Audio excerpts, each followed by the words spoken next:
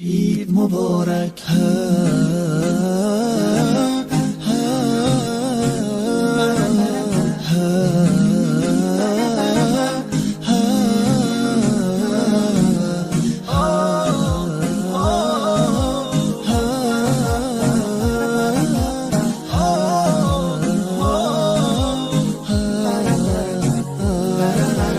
هدیه رب تبارک بر شما، عید فطر آمد مبارک بر شما.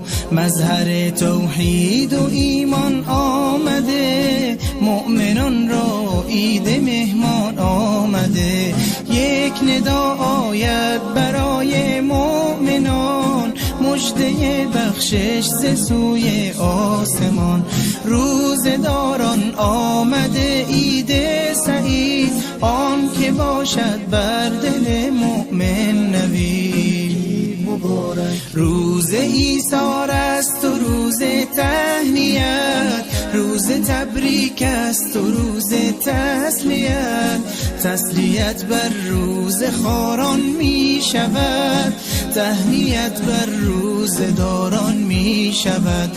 عید فطر آغاز فصل بندگی است، تا بشه فضل خدا بر زندگی است. ای که هستی طالب احسان رب، باز آ در وادی رضوان رب، باز آ در وادی رضوان رب. عید مبارک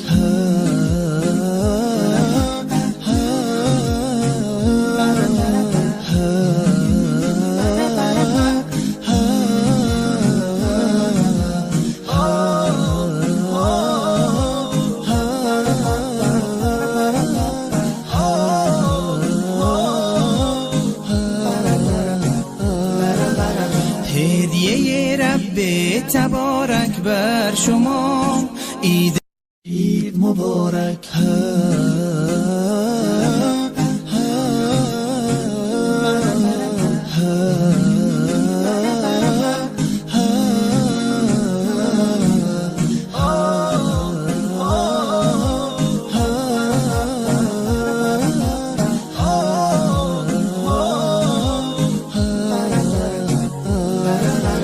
هدیه رب تبارک بر شما، عید فطر آمد مبارک بر شما.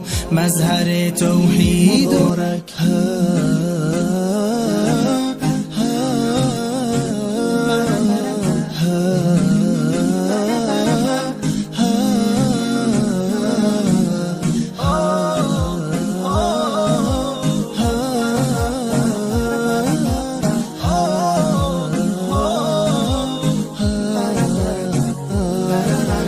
هدیه رب تبارک بر شما، عید فطر آمد مبارک بر شما. مظهر توحید و ایمان آمده، مؤمنان را عید مهمان آمده.